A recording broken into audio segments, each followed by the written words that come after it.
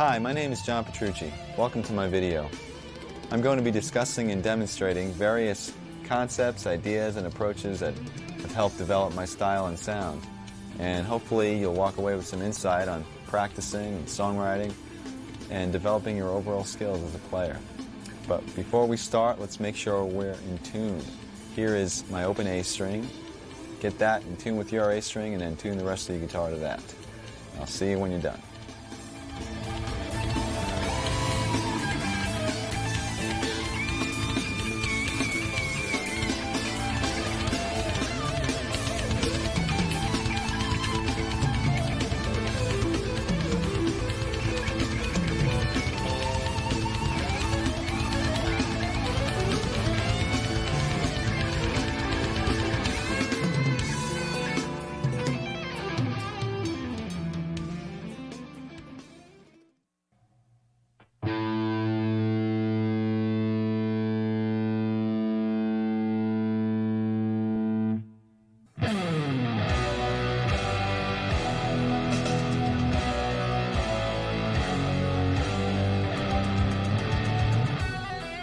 Okay, I'd like to begin with some warm-up exercises, and we're going to start with a couple that don't involve the guitar at all. So put your guitar aside for a second.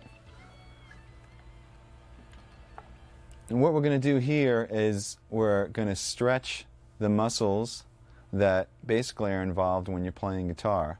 And I really think this is essential to having a productive practice session or gig. And it's also essential to not hurting yourself and cramping up. And it's very similar to what an athlete would do before they went in to play a game or do some exercising. Okay, the first one begins with stretching the back and shoulders and arms. And guitar players tend to slouch when we practice, so these are really important. I'm going to start with stretching your arm across your chest. Ooh, my arm just cracked, and yours might also. But you can feel it basically right through your back and your shoulder and your arm. And you should hold these stretches for about 10 seconds each. And then do the same thing with the other arm. Then after that, you can pull your elbow up over your head like this. And you can feel that stretch right through here and in through your back. And then once you do that, you can repeat these exercises as many times as possible. You can move on to your wrists. And we're going to start with stretching this part of the wrist by pulling your hand gently towards you. Don't pull too hard. You don't want to hurt yourself. Just feel it sort of warmly burn through here. Hold that for 10 seconds. And then do the opposite this way. And you can feel that burn through here. Don't pull too hard and don't crack your knuckles. You're just trying to stretch the wrist.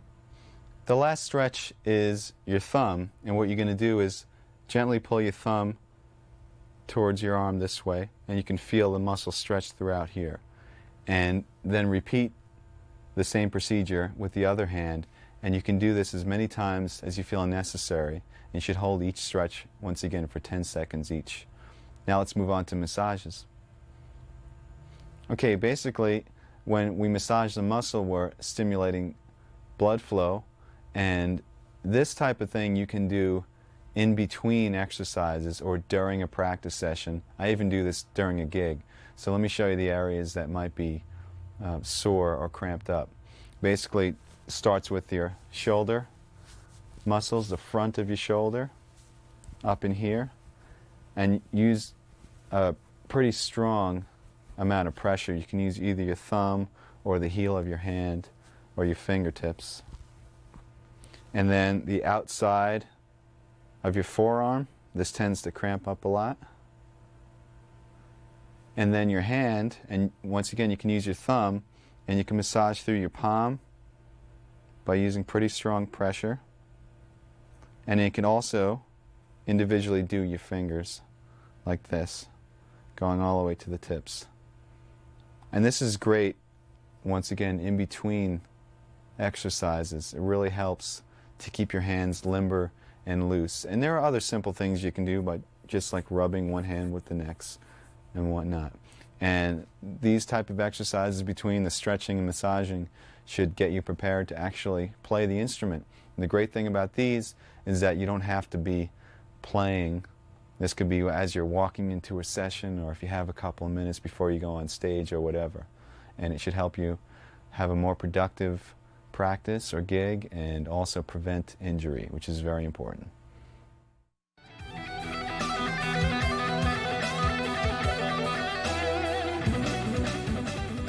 Okay, now I'd like to demonstrate some warm-up exercises applied to the guitar. So pick up your guitars again. And basically what I'm going to show you is a few exercises concentrating on the stretching and independence of the left hand, and a few exercises concentrating on the freedom and accuracy of the right hand, and then we'll combine the two. Remember, the goal here is not to develop mega speed, but really just to warm up your hands and get them comfortable so later on we can accomplish some bigger tasks. So first let's work on the first left hand exercise.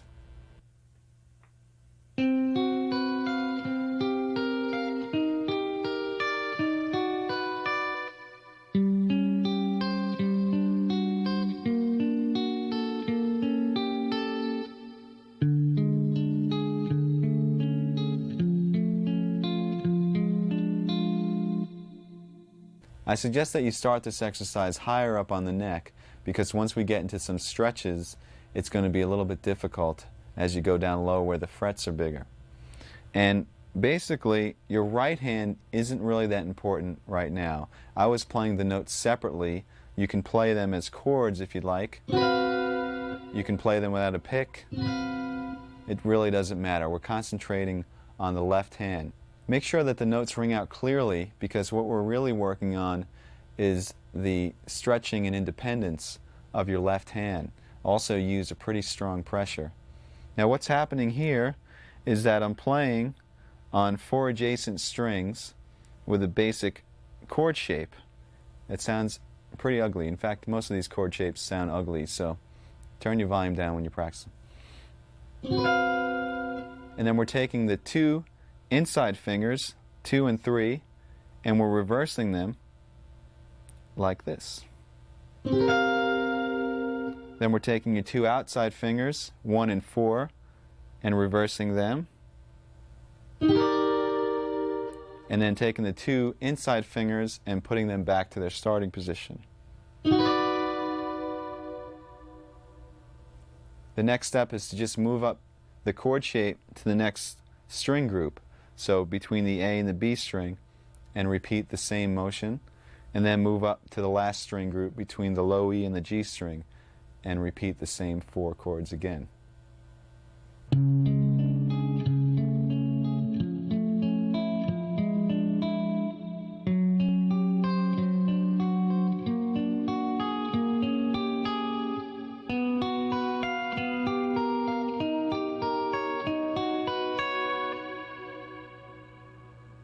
Okay, what I just played is the continuation of the first warm-up exercise.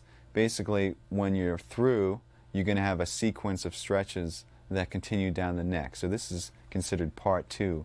And what I did is I started in our original position, which was between the low E and the G, and we were in the 10th position, and I stretched the first finger down a half step and kept the rest where they were, and did the same sequence of finger moves. So in other words, then reversing the 2 middle fingers, then the 2 outer, and then the 2 middle again, and just continued up to the next string group, and then to the final string group again.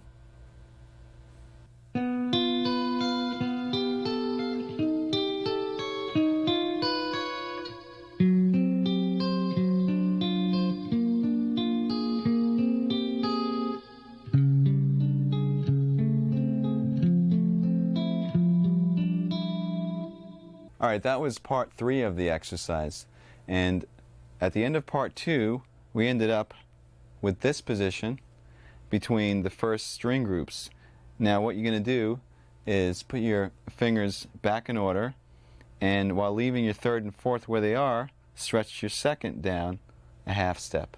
So we have this shape, and once again continue with the moves all the way up the string groups. Now for the final part.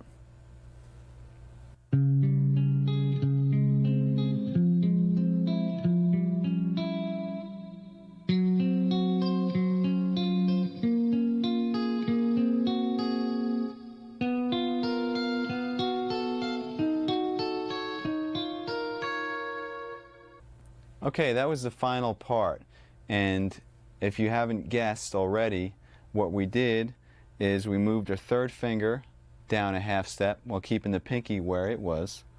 So we had this shape. This time the stretch is between your third and fourth finger, and continue with the pattern until we got up to the first set of strings again. And then all you do is you bring your pinky down a half step, which brings you to the exact same shape that you started with, but you're a half step lower, because we started originally in the 10th position, now we're in the 9th position. And that's the first warm-up exercise.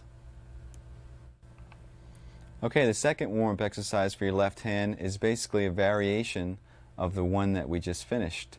You can start in the 10th position again with the same setup, and we're going to do the same moves.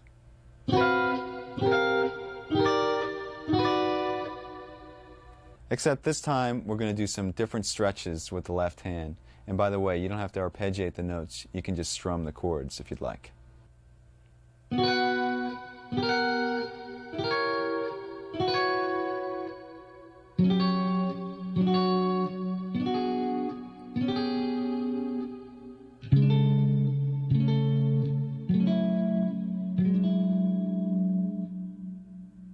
Okay, this stretch was different in that instead of moving one finger down a half step, we move the first finger down a half step and the fourth finger up a half step. So we have a double stretch between the third and the fourth and the first and the second. And then we did the same exact moves.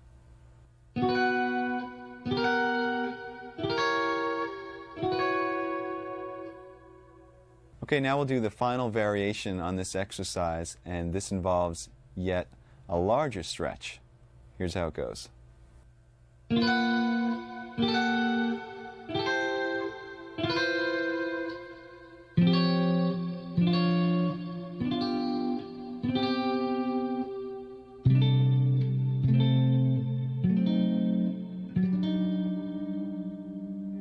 Alright, what we did here on the final variation is instead of just having a stretch between the first and second and the third and fourth, we have a half-step stretch now between every finger. So you do that by moving your first finger down yet another half step, and then your second finger down a half step as well.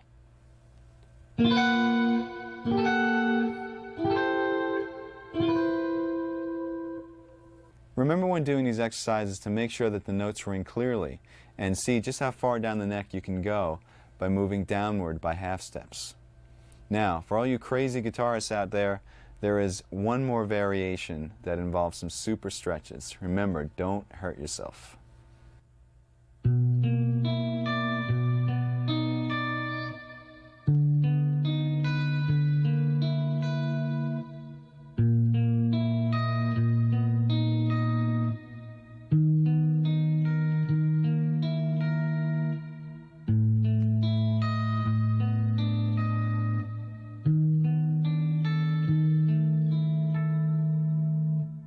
As you can see, I started out in a lower position, which made the final stretch a lot more difficult. Let me break it down for you now.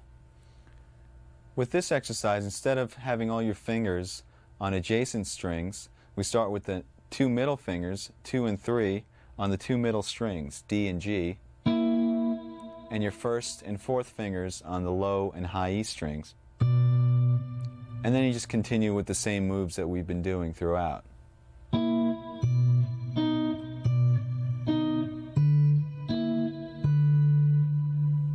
The moves from here should look familiar. We move the first finger down a half step, and the fourth finger up a half step, and then the first finger down one more half step, and the second finger down another half step, creating a full step between each finger for the ultimate stretch. What I usually do is I play these exercises in sequence, one after the next without stopping. I start on the 12th or 10th fret and work my way down chromatically until I can't stretch anymore. Now let's turn our attention to right hand exercises, and you can give your left hand a rest.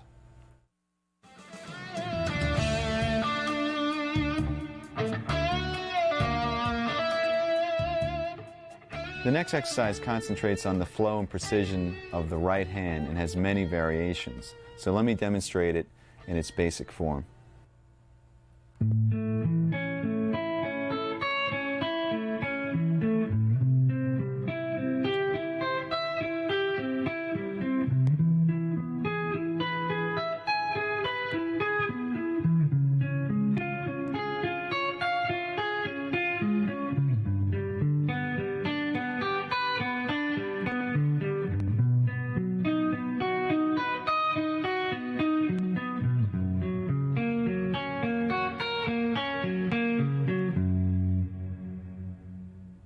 As you just heard, that exercise involved notes that were being arpeggiated intervallically. So let's talk about the left hand shapes that I was going through. It's based off of a major bar chord form with an added third, except you're playing the notes separately. And then we just sort of intervallically disperse those notes. Now that bar chord is moved up through a progression that doesn't make too much sense, but at least makes the exercise a little bit more interesting. It goes A major, C major, E major, C sharp major, G major, B major, and F sharp major. Alright, now let me show you the pattern that we're doing throughout the chord or arpeggio. We're starting on the root, we're skipping a string, and going to the next note in the arpeggio. Then you're going to the second note of the arpeggio, in this case which is E, skipping a string again. Then to the third note of the arpeggio, the fourth. So we have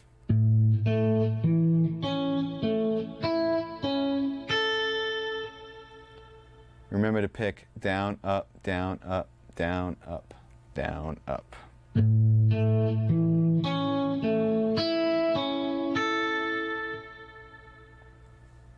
To descend, you start on the added third, which is C sharp on the E string, and skip down to the G string.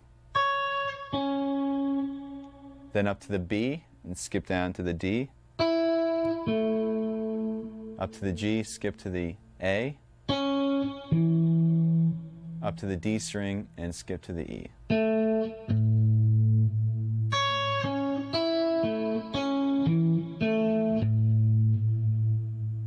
Remember once again to keep your right hand picking consistent. Down, up, down, up, down, up, down, up. Don't let that falter at all.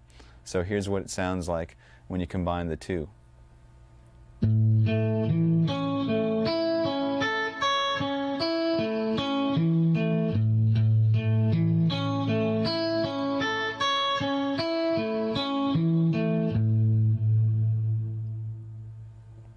And then from there, just go through the sequence of chords that I outlined earlier, and you have the entire exercise.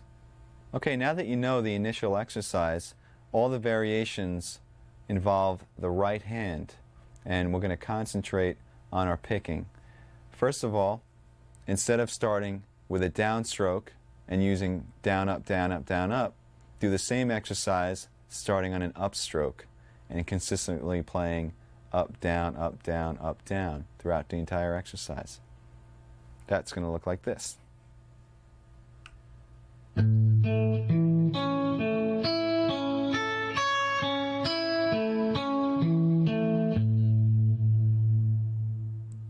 It might be a little bit more difficult at first, but the reason we're doing this is so in any situation you'll be able to pick. you're not always going to have the comfort of starting on your favorite stroke, whether it's down or up. You should be able to sort of get through anything that comes your way. Now, the other variations involve playing more than one time on each note. We're going to start with playing twice on each note, then 3 times on each note, and then finally 4 times on each note. Not only that, but starting each sequence with a down and then with an up. So let me demonstrate through the one chord what these will look like on your right hand. We'll start with the doubles, starting on a down.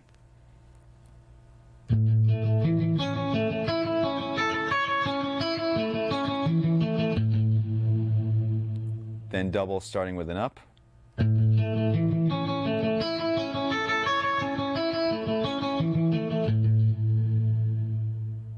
Then 3 times starting with a down.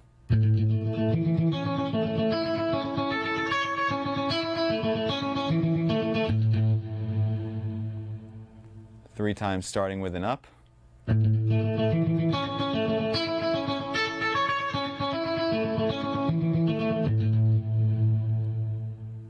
4 times starting with down.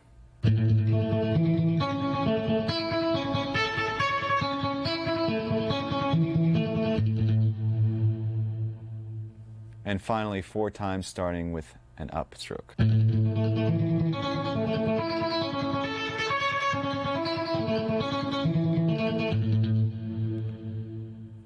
Alright, what you're going to do is play each one of those variations through the entire chord sequence. Just remember to keep the notes very even, and also to keep that consistent alternate picking, especially when you're playing triplets, going from one string to the next because there's an odd amount of notes per string. Really, really watch that you are keeping a consistent down, up, down, up. Now let me demonstrate what it would sound like playing 2 notes per string through the entire sequence, just so you can have an example.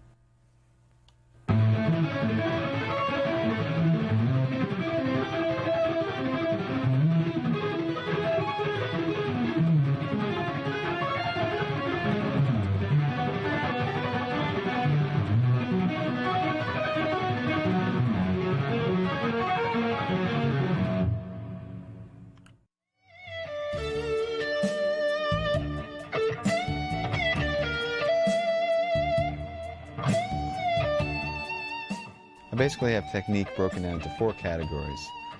1 is scalar or linear examples, 2 is arpeggiated examples, 3 is left hand or legato playing, and 4 is sweep picking. And what I do is I have files in a file cabinet, and I collect information from videos and books and lessons and whatever, and I file them according to topic. If it's an arpeggio thing that I learned from a magazine, I rip it out and stick it into the arpeggio section.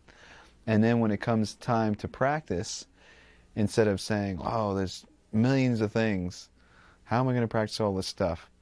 Basically, I make a master list of what's in all those files, and that list changes from day to day. You constantly add to it. And you sit down and you basically customize a practice session. So let's say you have about 2 hours to practice. I personally have 4 categories, so I'd pick one item from each one of those categories and practice that item for a half hour. Move on to the next, practice that for a half hour. And then by the time I'm done after 2 hours, I've covered the entire topic of technique.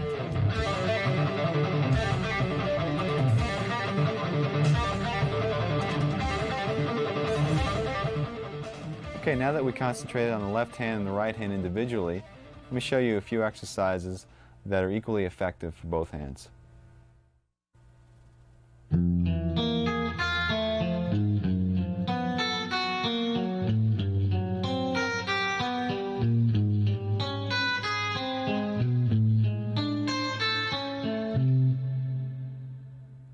Okay, this exercise starts with your first finger on the low E string on the first fret in the first position, skips over the A string, goes with your second finger on the D string on the note E, and then your third finger on the G string on the note B flat, and your fourth finger on the high E string on the note A flat. And your right hand is picking, once again, down, up, down, up.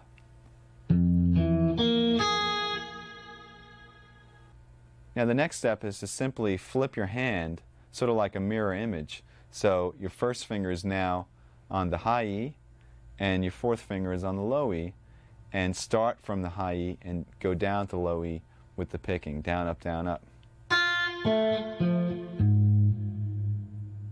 And combine the two.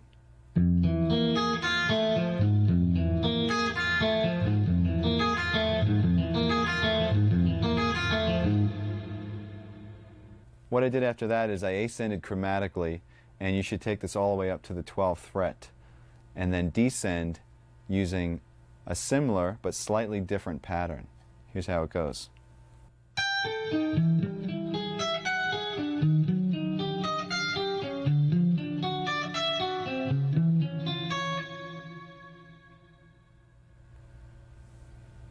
Okay, all I did there is instead of starting on the first finger and ascending 1, 2, 3, 4, we started on the pinky on the high E and descended 4, 3, 2, 1.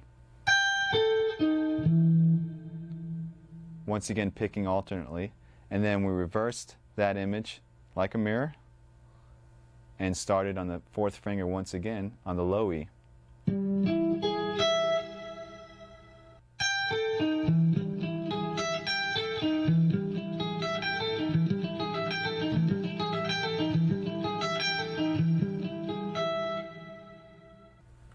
Alright, since this exercise involves alternate picking through string skips, make sure that your right hand picking is very accurate and that you keep your pick close to the strings so you don't hit the string that you're actually skipping. It's called efficiency of motion. Now, you should also practice the same exact exercise starting on an upstroke as well to make sure that you're ambidextrous. No.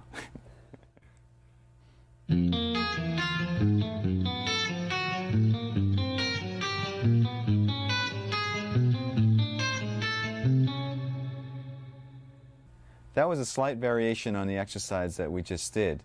Instead of playing the notes in order, 1, 2, 3, 4, I'm playing 1, 3, 4, 2, 1, 3, 4, 2. And the notes and skips are exactly the same. Make sure you keep the picking alternate. Let me show you now the descending version.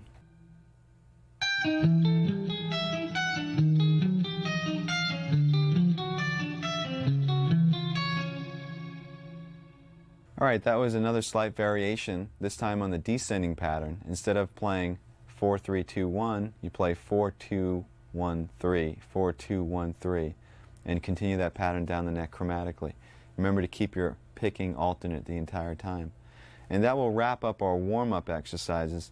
I usually play these type of exercises for, I guess, about 10 to 20 minutes before actually tackling some more difficult practicing or a gig or whatever. And it usually helps to get both hands acclimated to the guitar, especially when you're cold.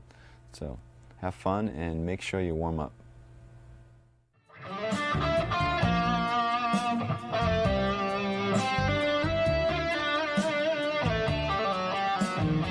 In order to realize our creative visions, it's essential that we develop the craft of our instrument, which leads us to the area of technique.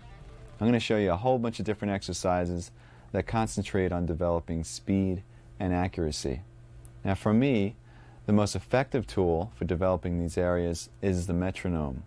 Whether that metronome is a simple click or a drum machine or sequencer isn't important. The important thing is that there's a steady and even pulse. Now practicing and playing to a metronome will help you to play accurately at any speed and also show you how to subdivide the beat any which way that you want. Now the first exercise involves a very familiar looking shape. It's based off of an A major scale in the 4th position, 2 octaves. So let me show you that fingering first.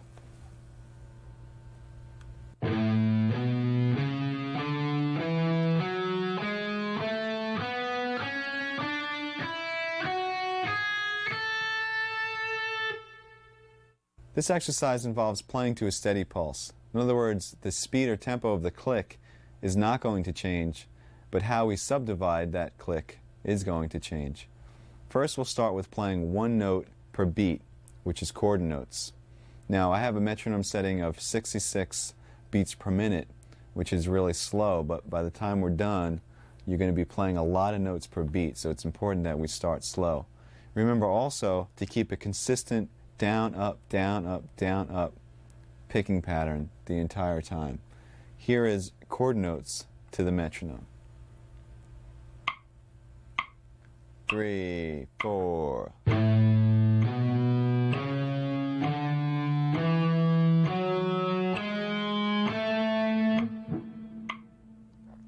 Now when you're playing this, remember, it might seem easy, but really concentrate getting even spacing between all those notes. It's actually more difficult when you have a lot of space in between the clicks.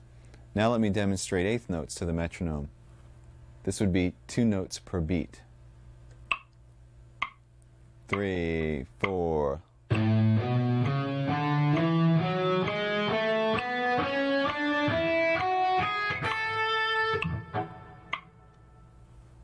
And now triplets, which is 3 notes to the beat. 3, 4.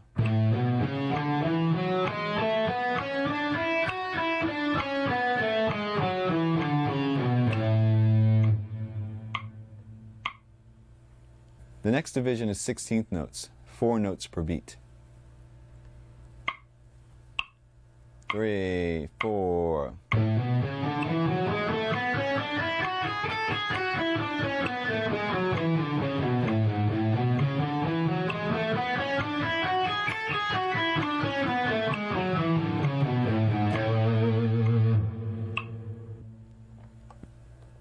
Now we're getting a bit faster. The next division is 6 notes per beat, or 16th note triplets.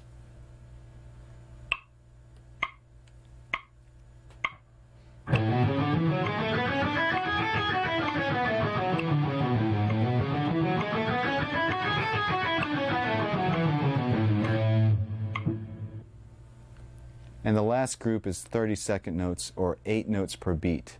And this is going to be quite faster than what we started. But remember, the pulse didn't change at all. It's just the division of that pulse. 3, 4.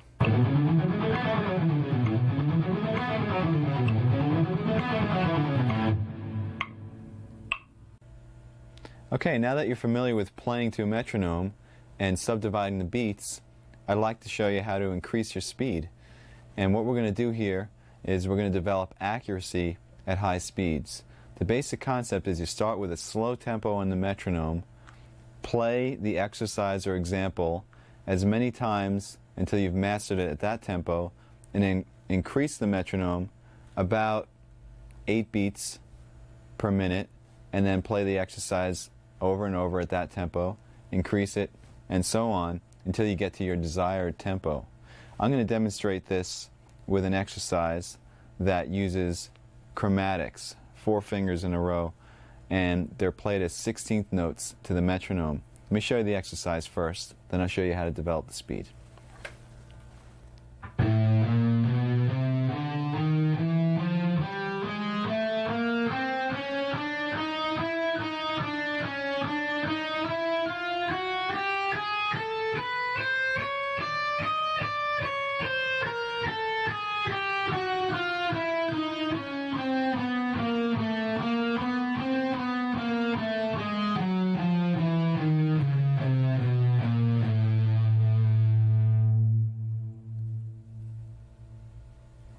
As I mentioned, this exercise is based off of a 16th note pattern, which means you're going to be playing 4 notes per beat. Besides concentrating on getting those notes to fall evenly over each click, you should also accent every 4 notes. In other words, every time the click comes down, accent with a harder pick stroke. So your group of 4 would sound like this.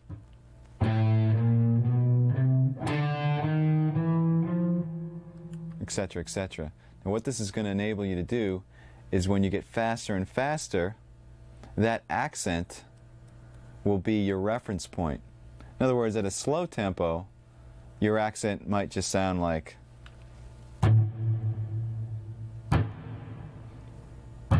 etc. And you'll be able to know where you are. But at a faster tempo, when the notes are whizzing by, your accent might be, in other words,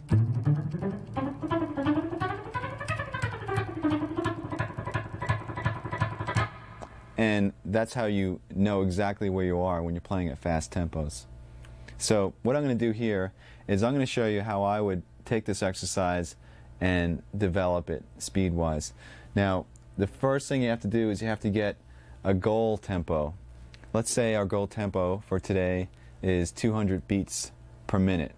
Now, normally I would start this pretty low on the metronome, maybe about 100 or so, and it would take me quite a while to get to 200. But for the video's purpose, I'll start at about 120 and I'll increase it in larger increments than I would normally do, just to save some time. And what's going to happen is by the time I get to 200, hopefully not only should it be wailing, but it should also be clean. Another thing to keep in mind is your technique that you're using when you're playing slow should be the same technique that you use when you're playing fast. In other words, when you're playing slow, you're programming in your technique. So when you play fast, be consistent in your hand position and also in your left hand position, your right and left. Okay, here we go.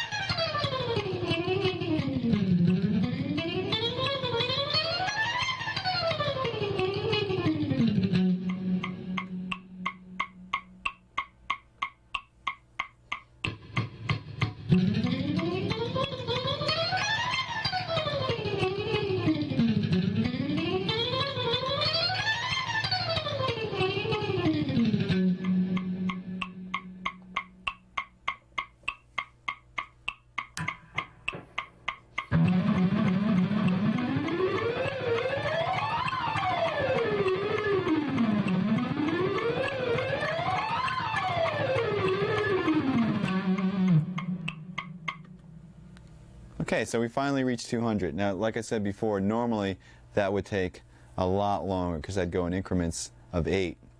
Now, if you find at any point along that development that you just don't have it, it's not coming together, it's not clean, like I'm going up to 200. If 176, I felt like I was pushing it, it's a good idea to back the metronome down. Go to a slower speed. So I was at 200. Let's say that was difficult. I'll go back down to about 170. Try to get comfortable there first.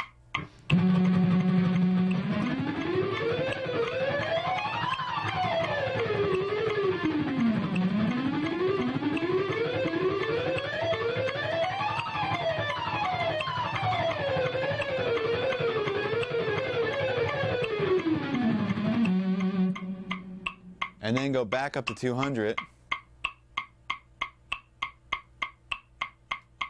and see how it feels.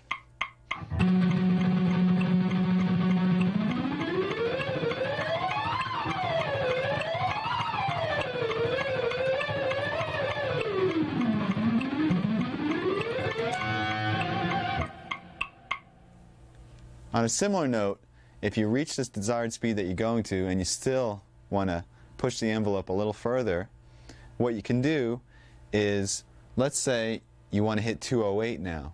Go past 208, go to like 216 and just kill yourself, and then go back to 208 and that tempo will feel a lot easier. Let's attempt that.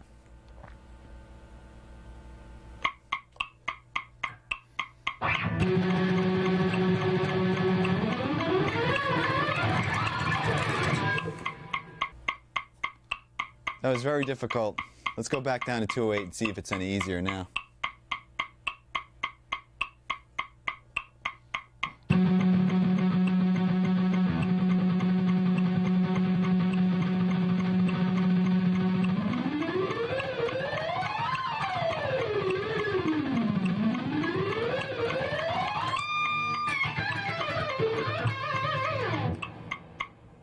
Okay, so it's pretty much there. So you get the idea about pushing the envelope and then going back. Just remember, make sure that you're clean and accurate, and remember to accent the notes as well. Okay, now I'd like to demonstrate the same technique, building speed and accuracy, but this time with a 16th note triplet pattern. You're going to play 6 notes per beat, and it's based off of a 3-note per string pattern in E minor. So here it goes.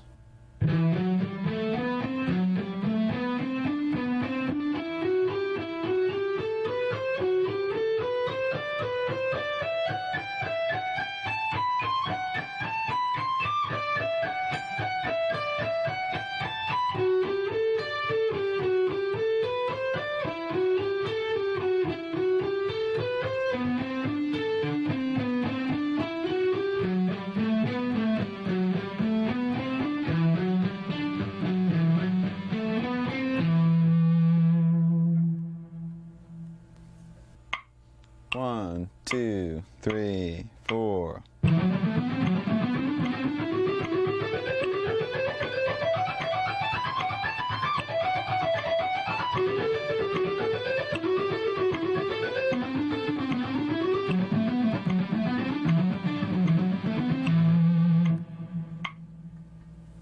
Okay, then you would follow the same steps to get to your goal tempo. Let's say your goal tempo in this case is about 126. Let's hear what it sounds like at that tempo. 1, 2, 3, 4.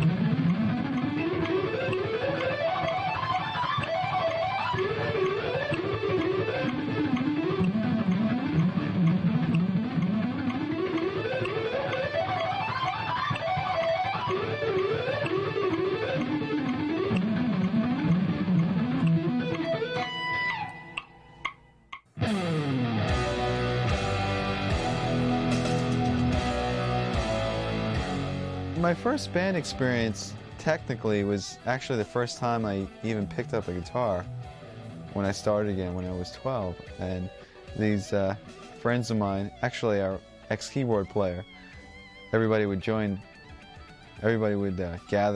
at his house because he had a piano.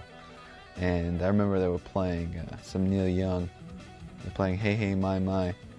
And they assigned me the little down, down, down, down. That was my part, and I sat there getting that, and I guess that was kind of a band experience.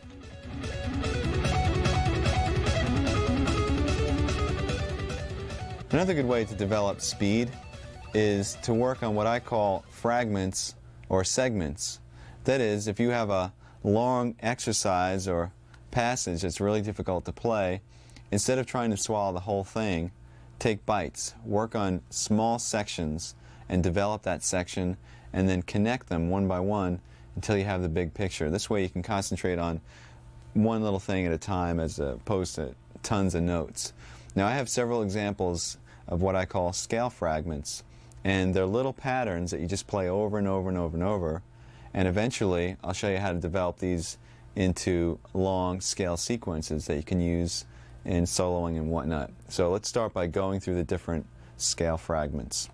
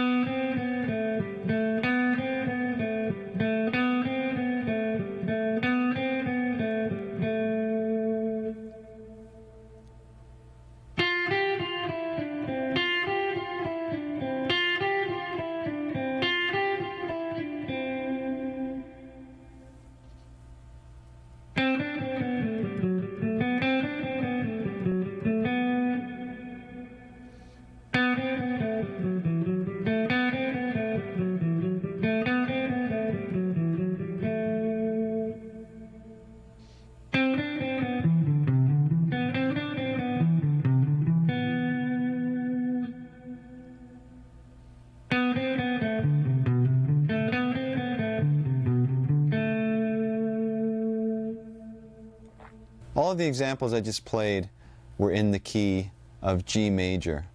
You can play these anywhere on the neck between any two strings. It doesn't really matter. You can practice them chromatically, meaning if you were playing this one, perhaps play it 4 times in each position and then move up a half step.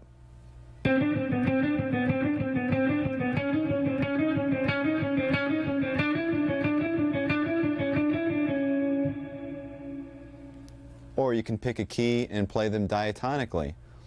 In other words, conform your fingers to the notes in the key.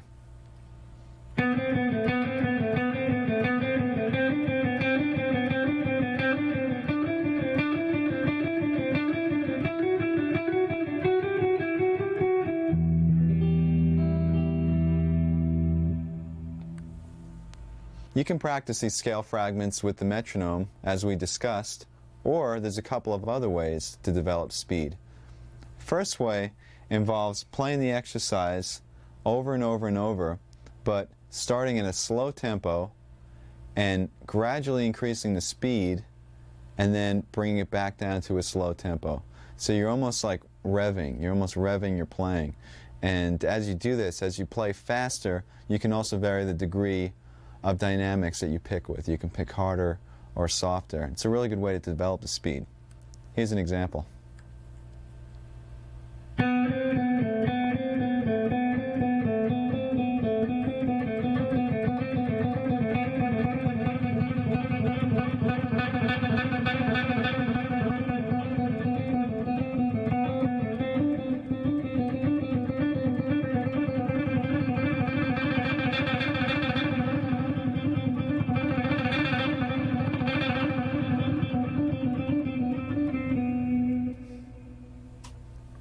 Another way of developing speed is by playing the exercise over and over and over, but this time playing consistently at a slow to moderate tempo and then sort of blasting out a fast tempo only a couple of times. So in other words, you're jogging for a while, then you're going to sprint for a second and go back to jogging. This is a way to build stamina as well as speed. It sounds like this.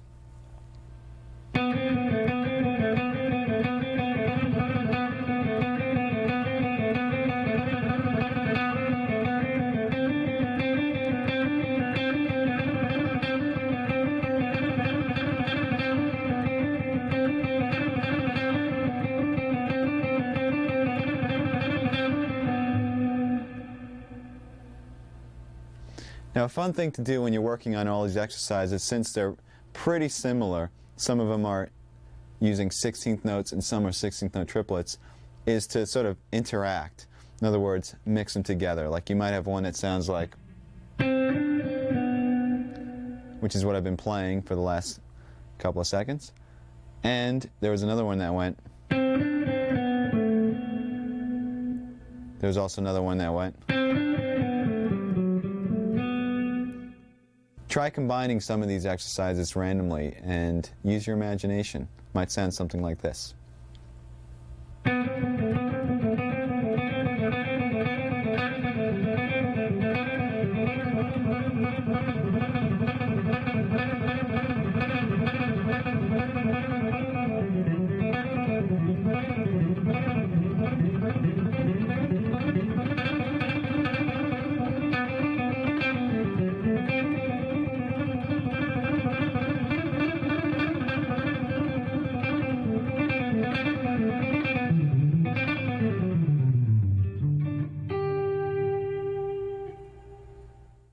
Each one of these fragments could now be used in a longer sequence of notes, perhaps a run through a scale or whatnot. So let me show you how a few of these can be developed. 1, 2, 3, 4.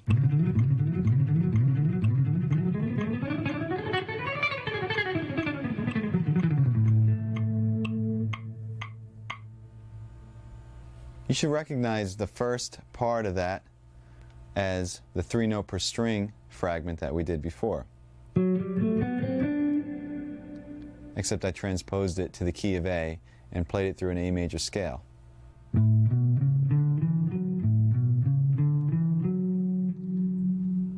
the sequence consisted of playing that same pattern, starting from each string.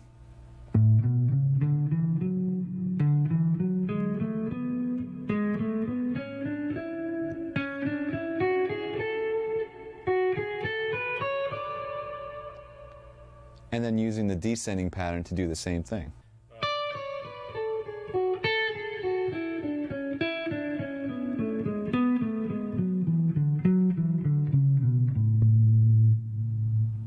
Now you can play these patterns through the scales. You can change positions. You can play and repeat the sequence in any position as many times as you want. Just kind of mix it up, and that makes for a good run in a solo if you're trying to build some tension. I'll demonstrate that a little bit later. Let's move on to another long sequence of notes that's based off of another fragment.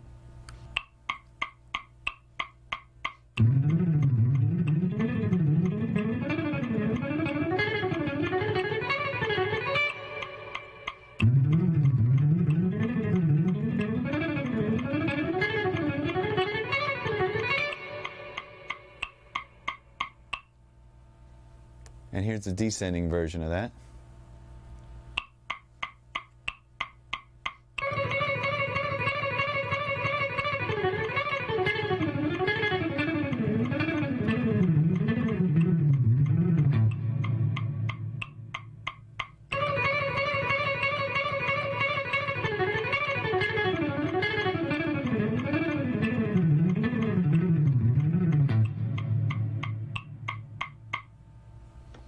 Okay, once again, hopefully you recognize the little fragments that originated these little runs. And descending, while it's fresh in our mind, came from that and sounded like this.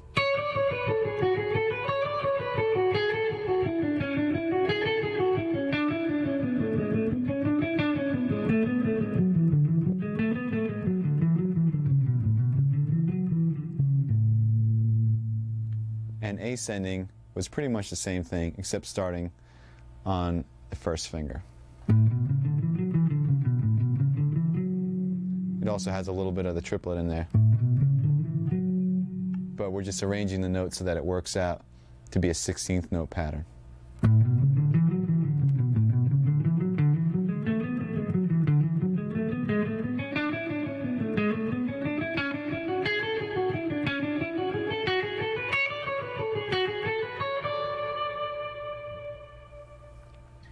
Here's another example using a fragment that includes string skipping.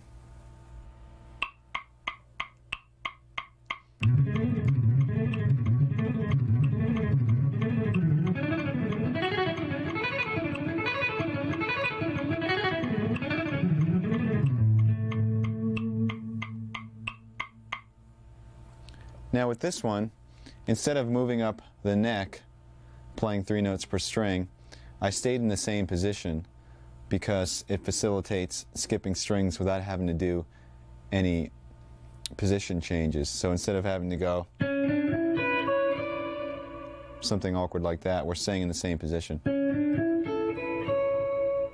So the scale shape I'm doing has a repeated E, but we don't really hear that repeated E because we're skipping strings.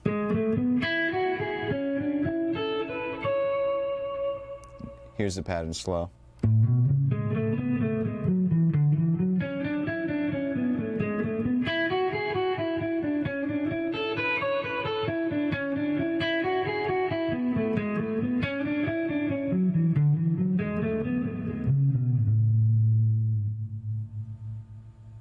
Let's just do one more 16th note pattern through a scale, once again using one of the fragments that we learned earlier.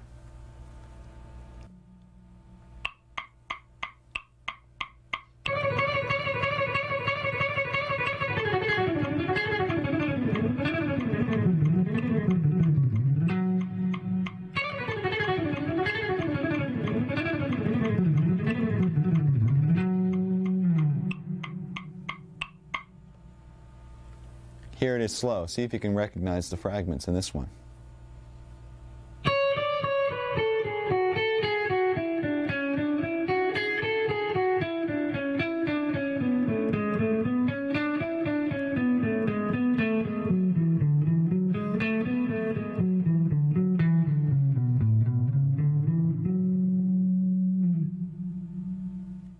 Okay, now that we have all the scalar technique under our hands, let me show you how this can be applied to improvising.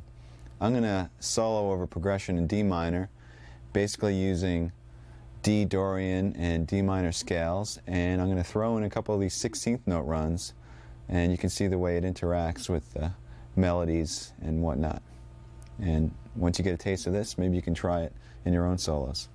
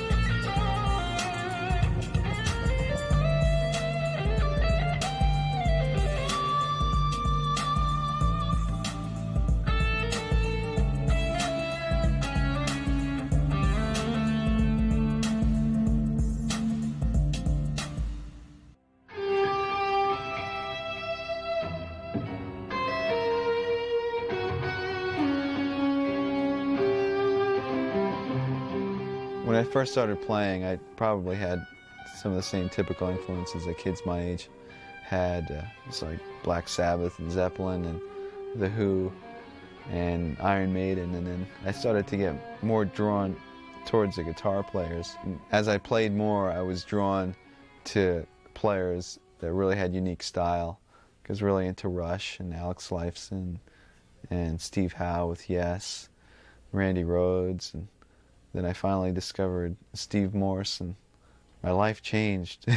I heard the Bash for the first time, and I was just like, this is unreal. Got every Dregs album, and started getting into Steve and the Dregs, and Al Di Meola and Alan Holdsworth. I had a similar experience here in Stevie Ray Vaughan for the first time, like just blown away.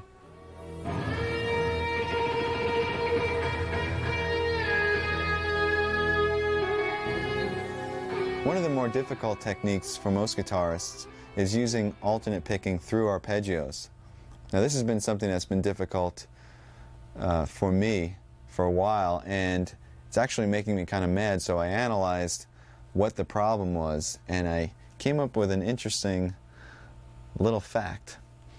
First of all, the problem always seemed to arise when I was encountering what I call inside the string picking.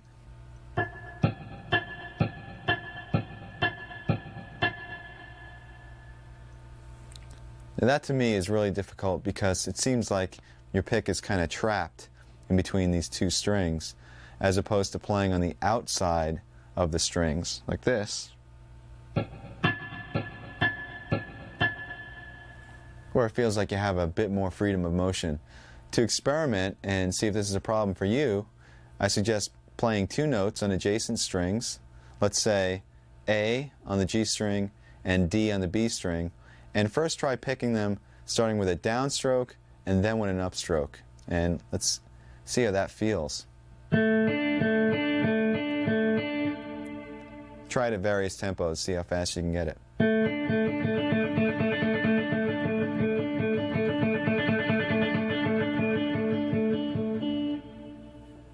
Now do the same thing, but start on an upstroke and go up, down, up, down.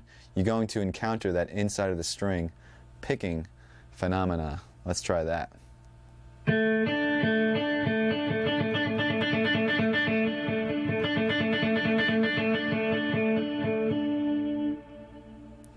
Now my right hand immediately starts to tense up as soon as I encounter that inside of the string technique, and I think it's because I feel like I'm sort of trapped and I have no range of motion. This is usually a problem for most guitar players. Some guys have this taken care of, and we'll have to shoot them all. But anyway, how do you practice this? How do you get around this? Well, very simply, you just practice the motion that you're having a problem with.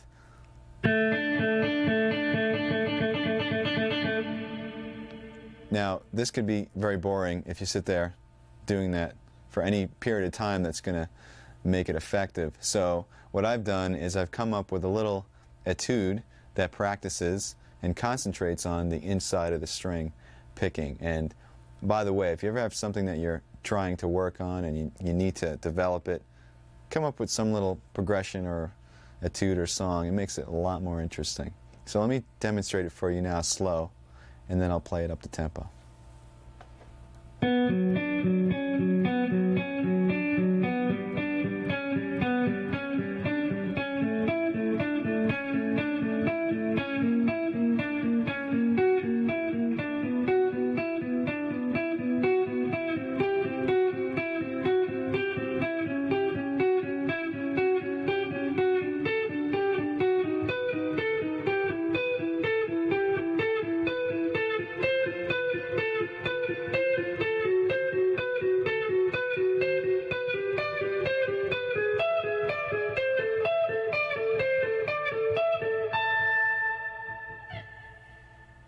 Now I'm going to demonstrate this up to speed with the metronome.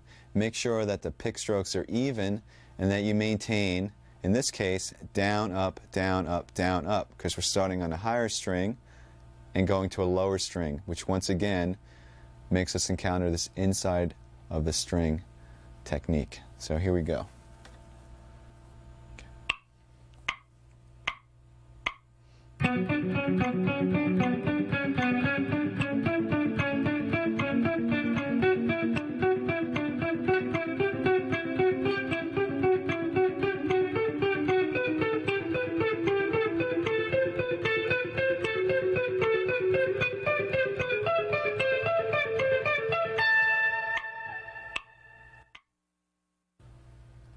Now that exercise specifically narrows down the problem and concentrates only on that problem.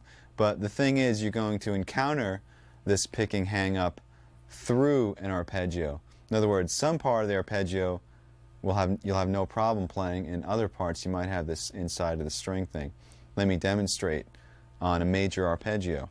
If I play G major in the 7th position, I have down, up, down, up. Now the initial down, up isn't a problem. Either is the next down. But it's when you go to the D on the G string, you have the inside of the string picking down, up. So in order to play that quickly, you're going to have to overcome that little problem right there.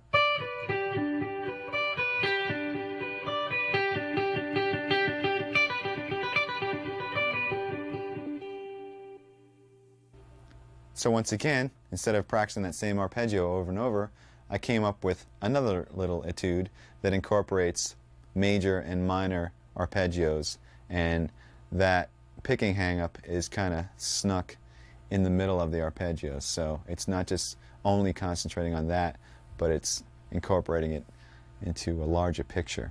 Here it is slow.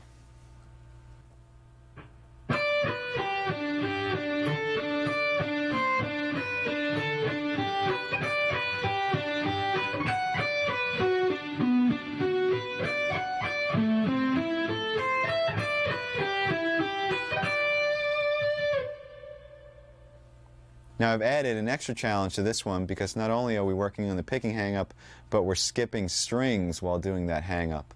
Let me show you where that happens.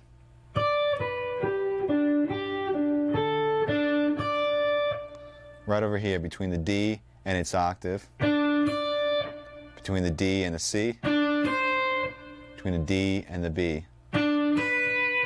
you're playing up, down, and also trying not to hit the B string while you're at it.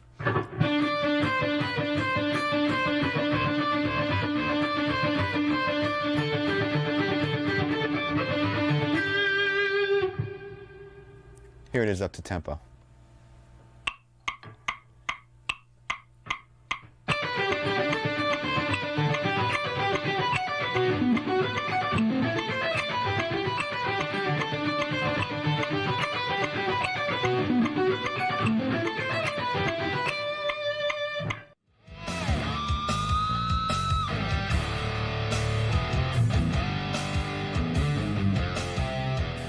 I first picked up the guitar when I was 12, and I didn't take any formal lessons.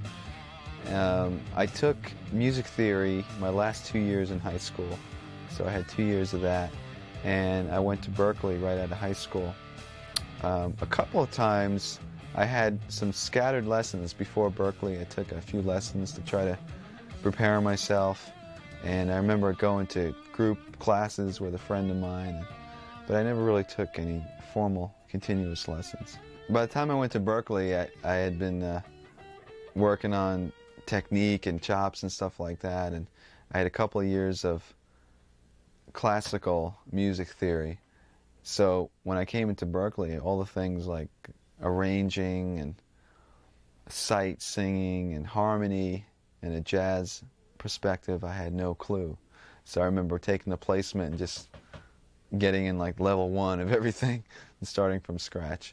And I think that the most I learned there was in harmony and about chord structure and progressions, and also how to continue to learn, because that was one of the things that I kind of picked up on, is that there's such a resource out there, whether you're going to school or not. I mean, it's great to go to school because you have the discipline of going every day, but there's just so many resources out there, and the students that really applied themselves, whether it was to the library, the listening rooms, or attending recitals, they really excelled. And the ones that just kind of sat there and thought it was all going to come to them eventually weren't there anymore.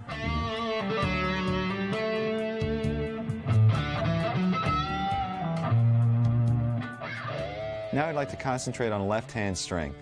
What we're going to do is we're going to work on some scale fragments once again, but instead of picking them, we'll play them legato. In other words, we'll use all hammer-ons and pull-offs. And basically, I'm going to show you a couple of different patterns, and then I'll show you how to practice them. So let's start with the legato patterns.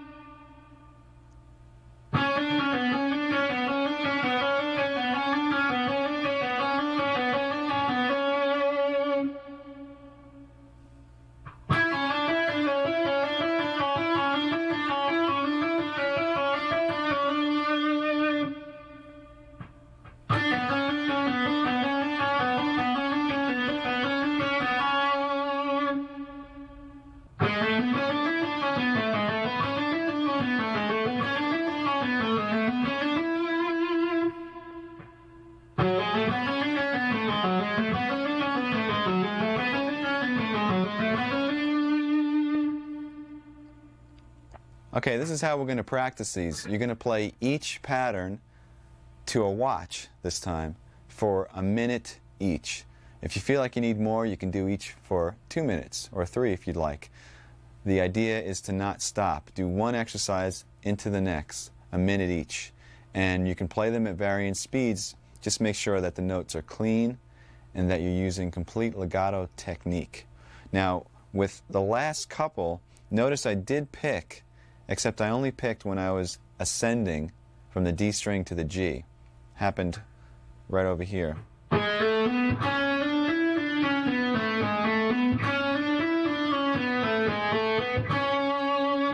So in this case, it was on the C sharp. That's the only other time you're going to pick. Also, when you practice these, you don't have to stay in the positions that I just showed. You can practice them on any string. You could stretch your fingers out. You can play them in any position, in any key, diatonically or chromatically. Let me demonstrate a little bit. Remember, 1 minute each without stopping.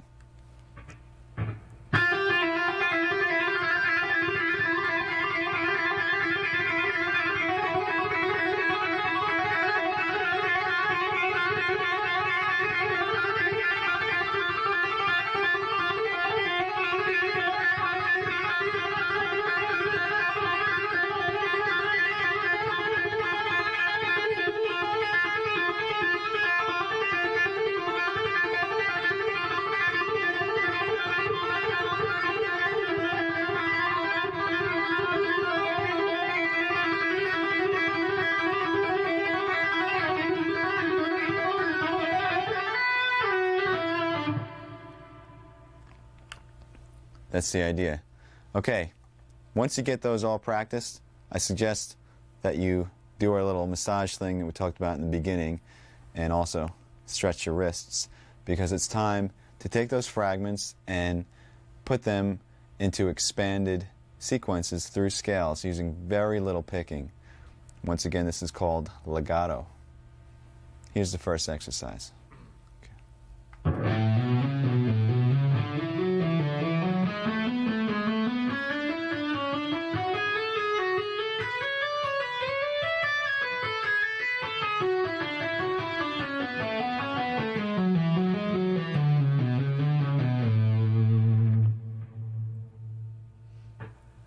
Okay, basically what I did is I took one of the fragments, the one that went like this, and also another one that went like this, and combined them ascending through an A major scale.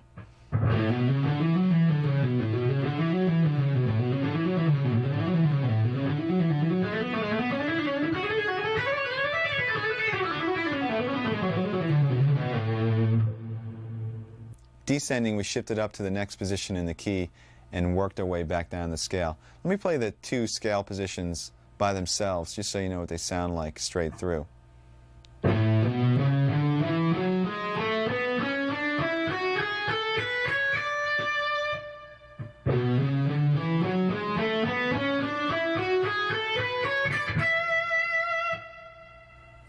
And you can practice that sequence between any two positions in any key, or even using nonsense patterns, just shifting up by half steps, maybe something like this.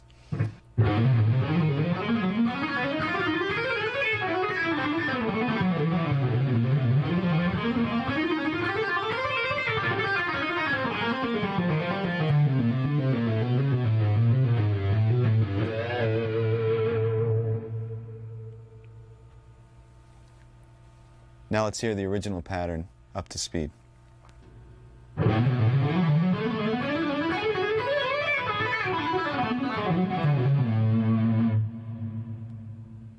Here's one more legato example. This one is in the key of E minor, and it shifts positions quite a number of times. So practice it slowly and make sure that you get those position shifts clean and clear.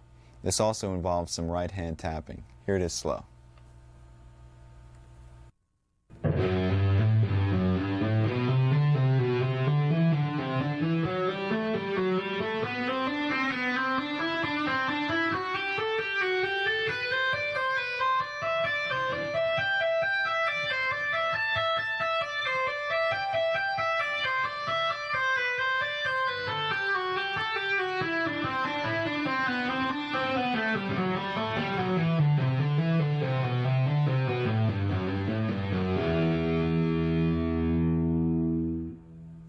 Let's break this down into segments so you can practice each section and then put it all together. It's basically ascending in 3 octaves, and the pattern repeats. Here it is. So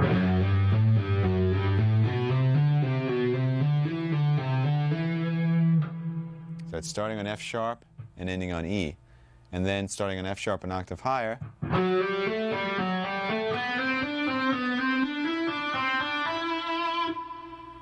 the exact same thing, and then 1 octave higher, starting on the B string,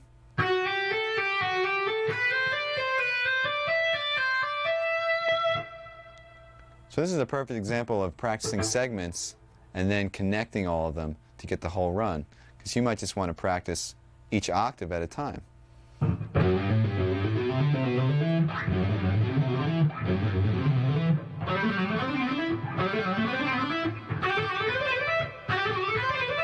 Then put it together.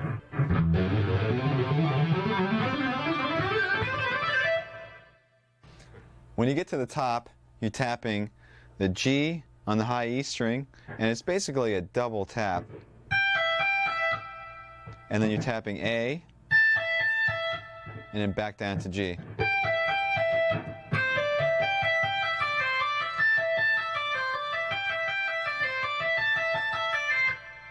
So you could practice that small fragment a few times and get that under your fingers.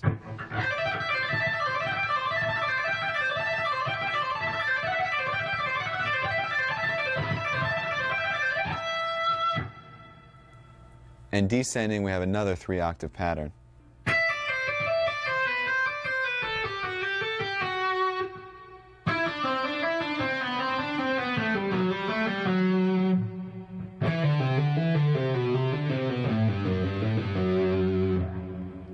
So you can practice each one of them as a fragment and just master that octave.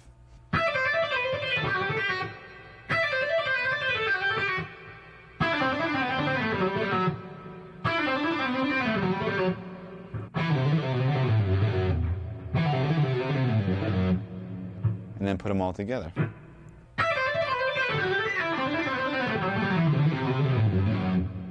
Now I'm going to play the whole thing, ascending and descending up to tempo.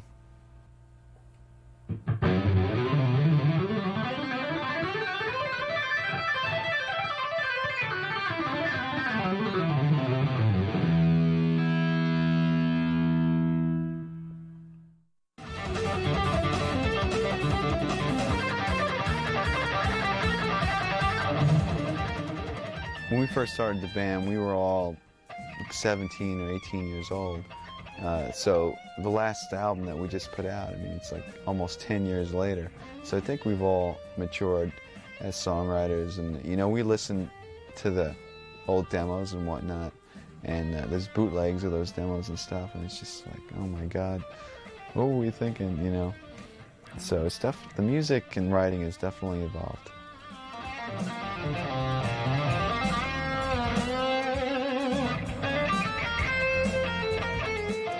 To wrap up the topic of technique, I'd like to introduce a different style of picking other than alternate. It's called sweep picking, and some of you may be familiar with this technique, some of you may not be, but in either case I'd like to offer you my exercises and things like that that basically isolate the technique, and then you can expand and apply it to things that you might already know. Now, I usually apply sweep picking to arpeggios and not really to scalar examples. And I also use it in a way where it's sort of a weapon or a tool to execute a fast flurry of notes. Let me show you a couple of exercises that work on the technique.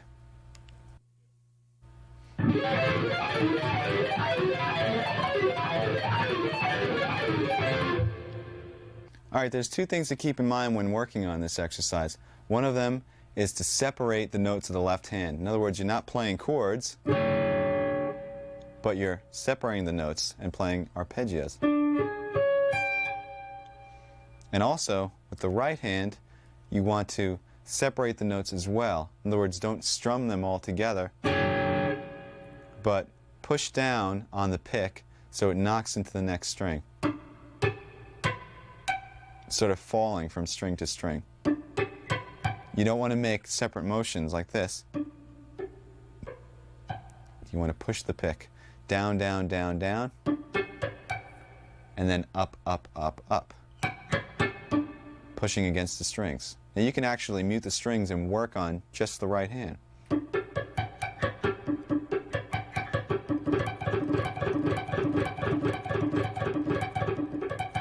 You don't want it to sound like this. You want the separation. The left-hand pattern is very similar to some of the warm-up exercises we were doing. It involves 4-finger mirror type shapes. It starts 1, 2, 3, 4. then reverse, and go 1, 2, 3, 4 again, starting on the high E. Move up a half step and play 4, 3, 2, 1 from the D to the E string. Do the mirror image and play 4, 3, 2, 1 from the E to the D. Here it is again.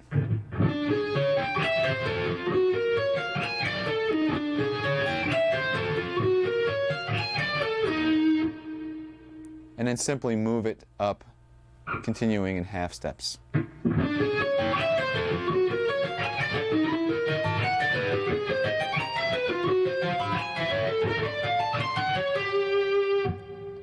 You can also play this on different string groups if you want.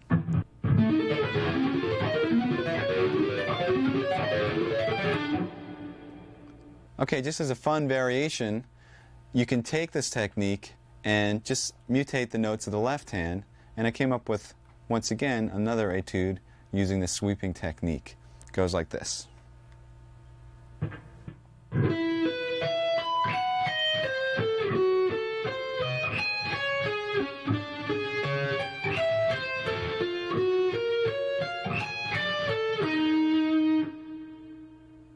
Here it is played to the metronome at 176 as 16th notes up to speed.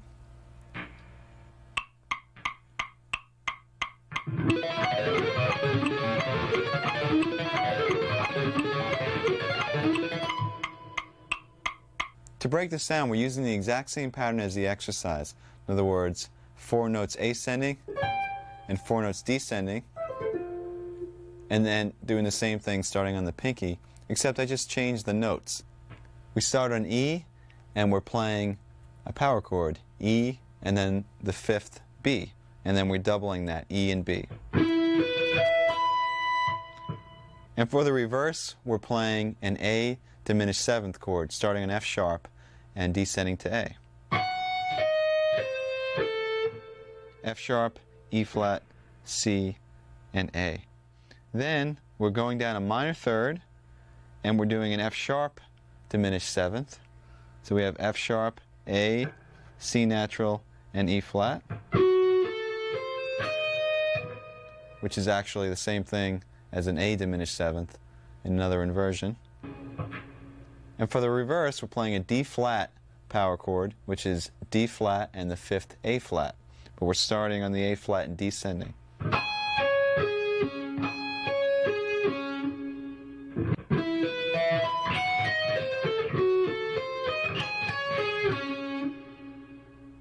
And to finish it up, we're doing the original exercise.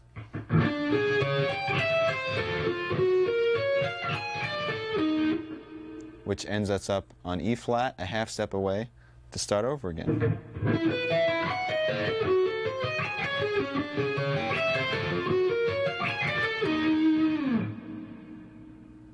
Here's one more sweep picking exercise.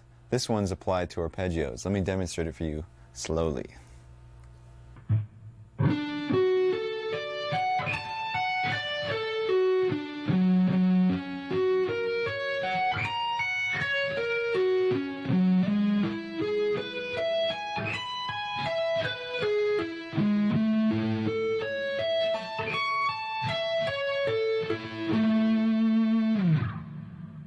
This pattern is based off a major arpeggio, so let's go through the different arpeggios and the chords that they come from. First one is D, coming from this chord fingering, with an added 5th, A. Second one is F sharp, based off of an F sharp bar chord, with an added 3rd.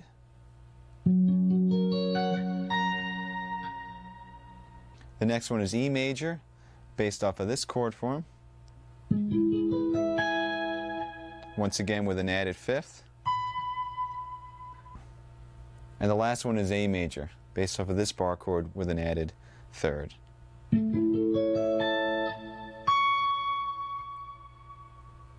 Starting with D, the picking goes down, down, down, down, down. When you get to the A, that's when you're going to reverse and play an upstroke and pull off to the F sharp. and then the rest of the arpeggio is descending using all upstrokes. Remember to separate the notes. You're not playing a chord. When you get to the next arpeggio, F sharp, you're still continuing with an up. In fact, you can almost consider it the third of the D arpeggio. So you're kind of finishing up the D arpeggio. Because after that, we're going to repeat the F sharp and start with a downstroke and outline the F sharp major arpeggio. Down, down, down, down, down, down, and then up on the A sharp. Pull off to the F sharp and continue all consecutive upstrokes to finish off the arpeggio.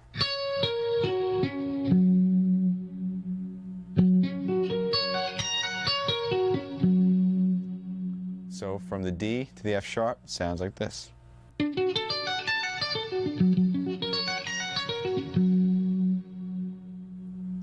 Then we're going to move up to G sharp, which is the third of E, and basically we're going to follow the same exact pattern. So starting with a down, reverse at the top where the fifth is, do a pull off and come back down using all ups. Repeat the third of the chord, which is G sharp, and then move up a half step and play the A major arpeggio the same way. And that's it. Here it is up to tempo.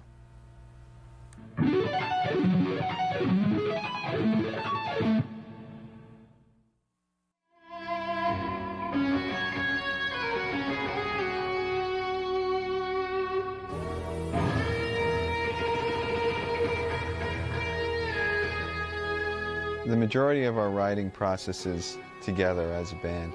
Somebody usually has a progression or groove or an idea, and they bring that in, and it's basically we just jam on it. We set the tape recorder and just kind of go for it, and out of those jams some solid ideas start to happen, and we start working on arrangements, and before you know it we have a song. Do you write lyrics yourself at all? Yes, I write lyrics, and I'm really interested in lyric and melody and how that contributes to the song, the real importance of the lyrics and the melody and the vocalist. The cool thing is that all of us were basically influenced by the same bands, and a lot of them happen to be progressive, like Rush and Yes and the Dregs and Genesis and even Zappa's music. So when we all got together at Berkeley, it just kind of naturally came out, this type of music in Odd Times, and even you know, using the harmony that was a little bit more experimental or creative and whatnot. And it was just kind of a natural direction for us all.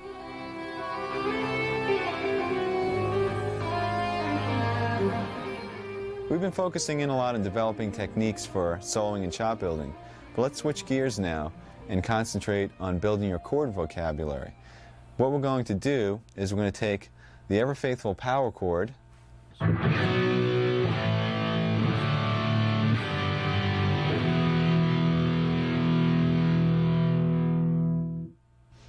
by adding certain notes to these chords, we're going to mutate them, and we're going to add some colors and drama into basic chord progressions. So let's first make sure everybody knows what the power chord is. Basically, it's a two-note chord consisting of the root and fifth.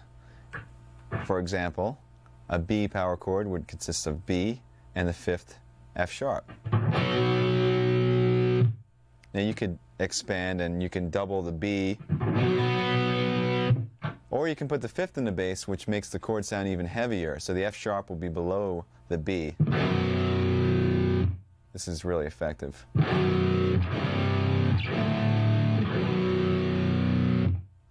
And one other type that's not really a typical power chord, but it's a progressive power chord.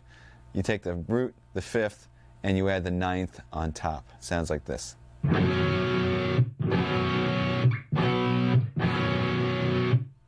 To explore this topic a little bit further, you have to understand two things. First of all, which notes can be added to the power chords, and second of all, how those notes affect the name of the chord and also the function of the chord in the progression.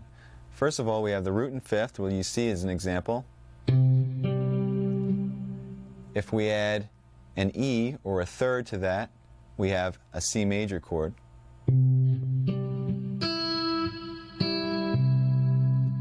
If we add an E flat to that, which is a minor third, we have a C minor chord.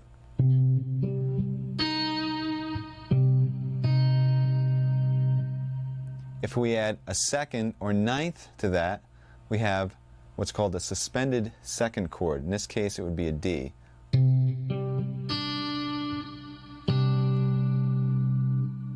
If we add a fourth to that, we have what's called a suspended fourth. In this case, the fourth would be.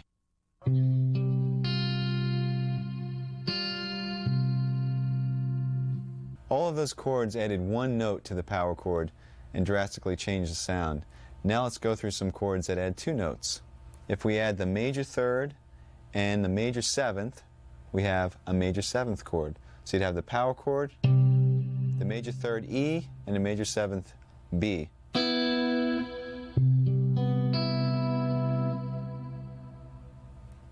If we add the minor third and a flat seventh, we have a minor seventh chord. In this case, it would be an E flat and a B flat. Add it to the power chord.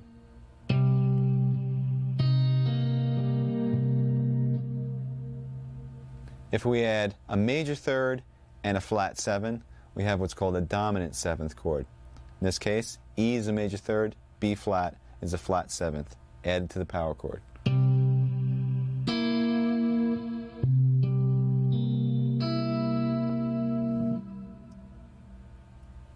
And now there are a couple of chords which I call add nine chords. What they are major and minor chords, so we're going to have a major and minor third added, and on top of that, the ninth as well.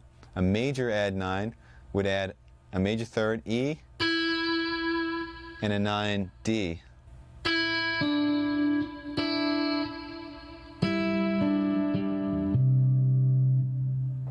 A minor add 9 would add the flat third, E flat, and the ninth, D.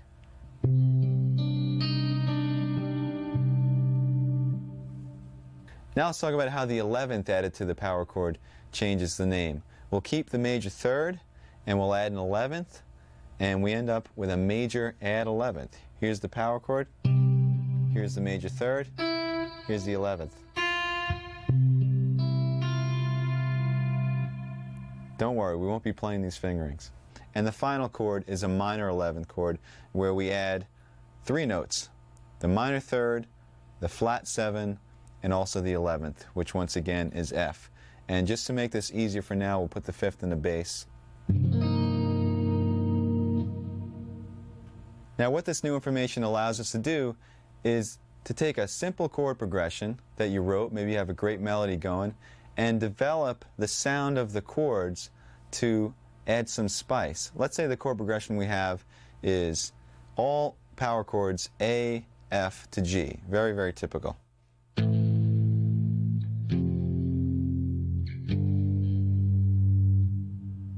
By adding some of these intervals and creating these more interesting chords, perhaps we can make it sound a little bit more interesting, or we can take it in a more dramatic direction. So I'll turn the A into an A minor add 9.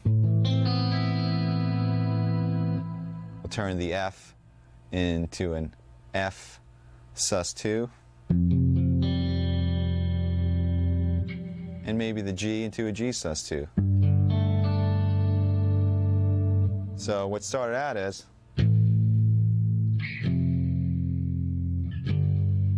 now it sounds like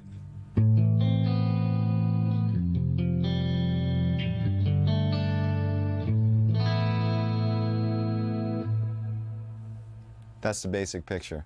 Now, unfortunately, when you're trying to play this stuff loud and heavy, it's going to sound pretty bad because of the dissonance of the intervals. I know you don't want to hear this, but I'll demonstrate.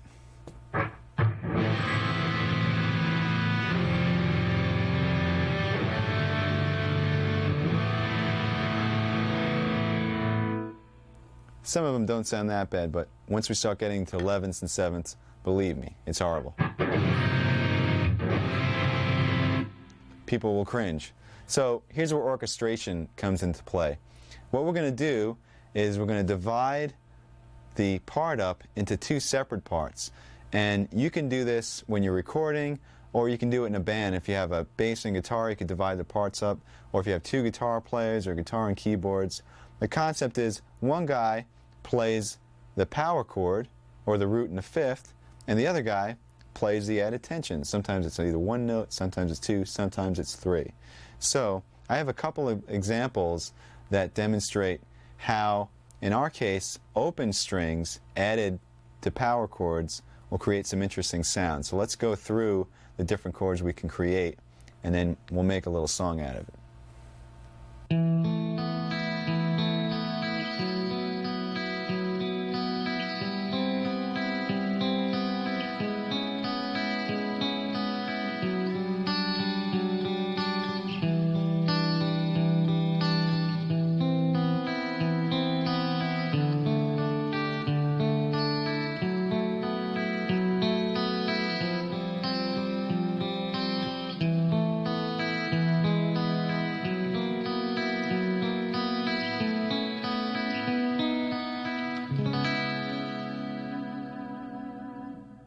The first power chord was an A.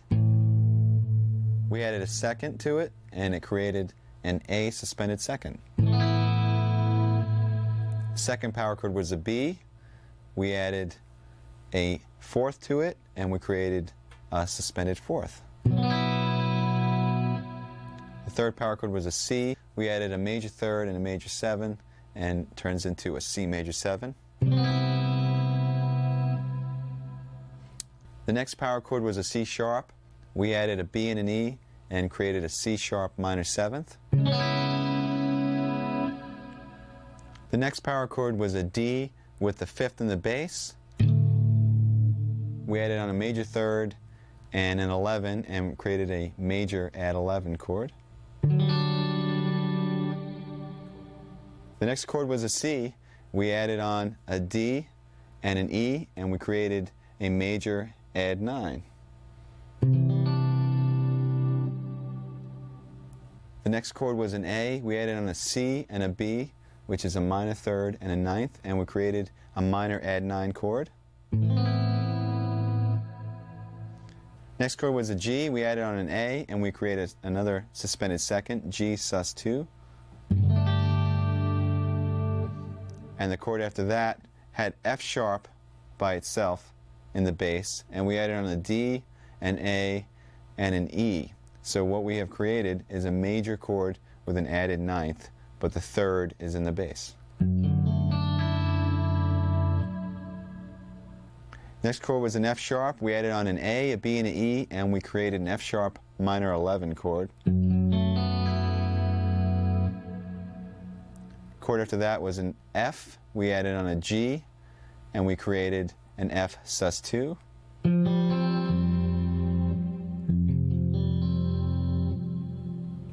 After that we had an E, and first we made an E suspended fourth by adding on the fourth A, and then we made an E major by adding on the third G sharp. So we had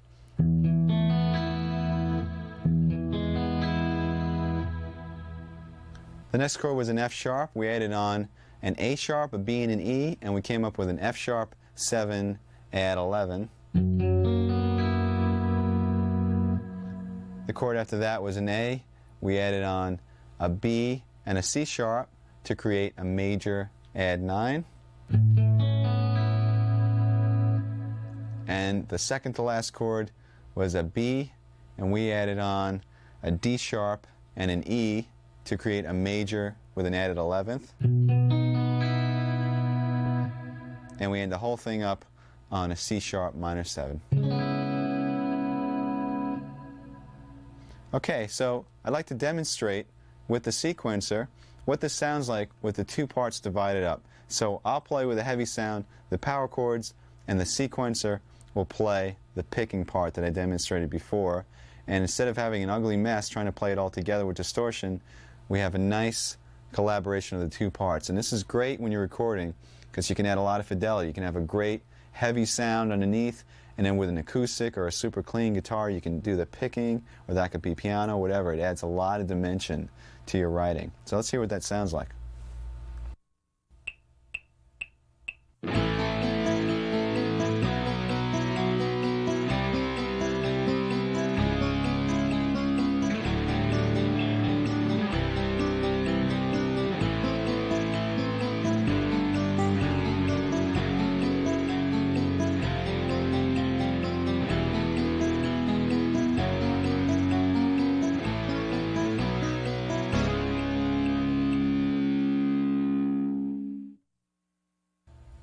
As you can see, our power chord has come a pretty long way. We started with some really basic nonsense, and we came up with some pretty cool sounding chords. Now, granted, the progression that I created for that exercise really doesn't make too much sense. So let me show you a little song that incorporates a lot of those chords and is more like a piece of music. I mean, you can use it for background to a vocal part, or it could be backing up a solo or whatnot, but it uses basic power chords that I'll be playing, and the sequencer will be playing the second guitar part.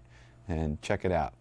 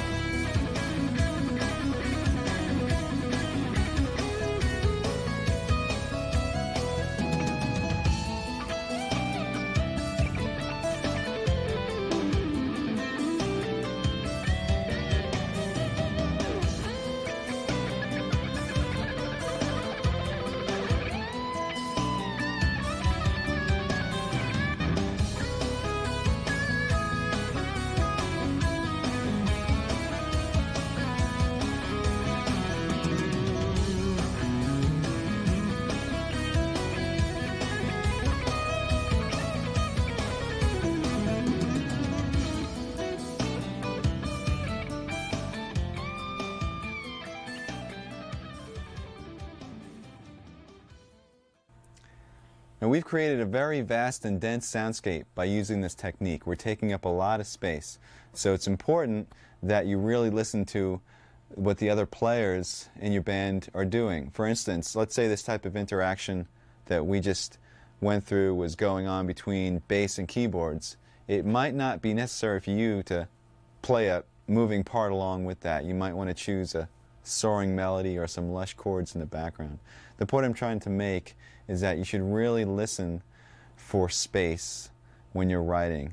Listen for register and listen to what the other people are playing. This way you contribute what's right for the song as opposed to just worrying about your own little part. Remember, the song comes first.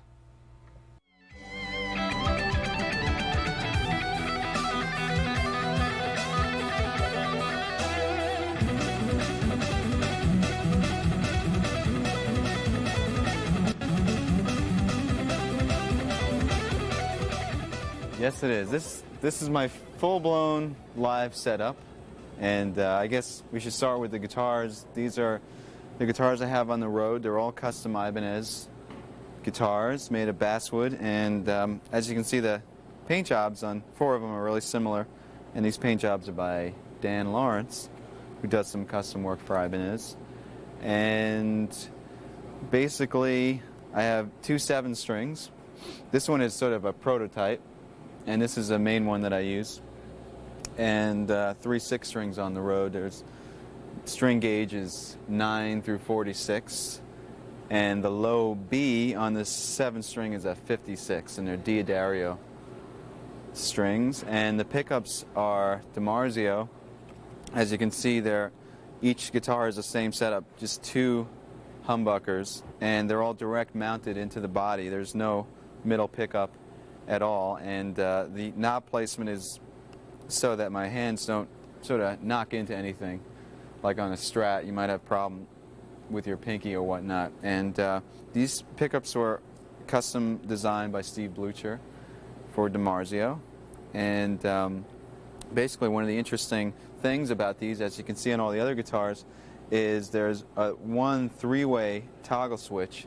And the cool thing is that in the middle position you have the center 2 coils on, but they're still hum canceling. It gives a really sweet sort of scooped sound for clean passages, particularly. And the frets are 6100, and it's a rosewood fretboard. This is my live setup. This rack was custom designed by Mark Snyder, and basically you got 4 Mesa Boogie cabinets. They're Celestion Vintage 30 speakers in those cabinets.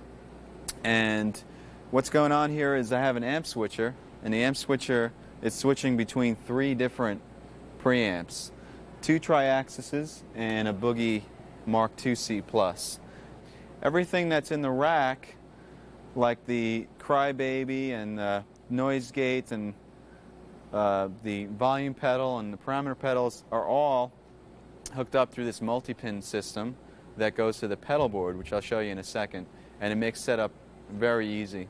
And also the rack has a data dump. It's an Alesis data disk that allows me to save or reload any of my MIDI programs for the PCM 70 or the TC Electronics 2290, or even the Mesa Boogie Triaxis.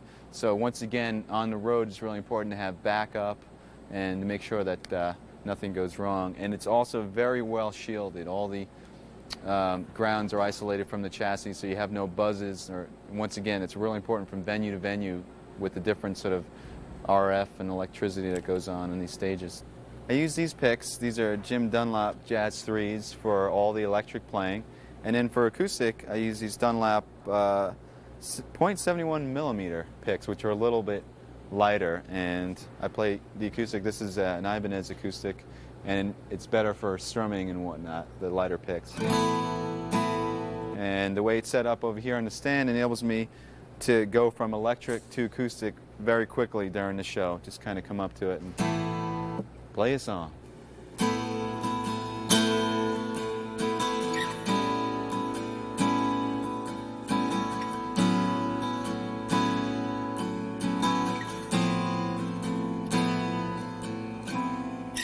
Okay, this is the pedal board that I use live, and this was custom designed by Mark Snyder. Once again, as you can see, here's the other end of the multi-pin that's coming in, and basically that has all your connections for the tuner and the Mesa Boogie Abacus pedal board, parameter pedal, a volume pedal, and a wah pedal, and that includes all the AC. Just one cable right to the rack and to the pedal board.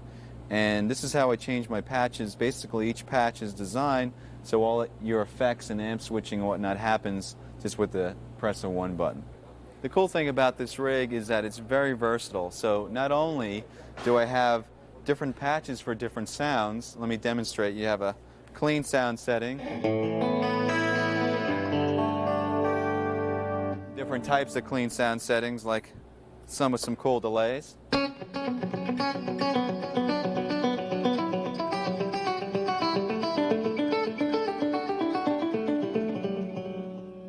And then we have some basic heavy rhythm sounds. And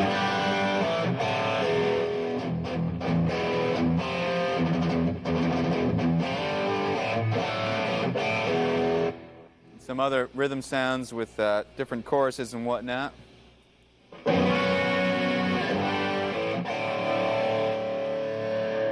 And also a couple of cool lead sounds.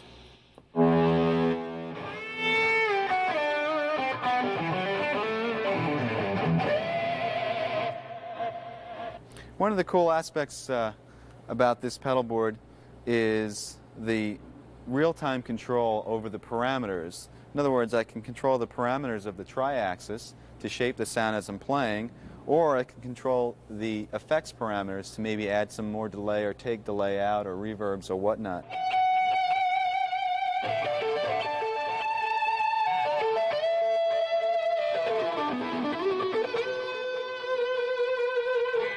But if you're playing a faster line, you don't want as much around it, so you just ease off the pedal so there's not as much delay on it.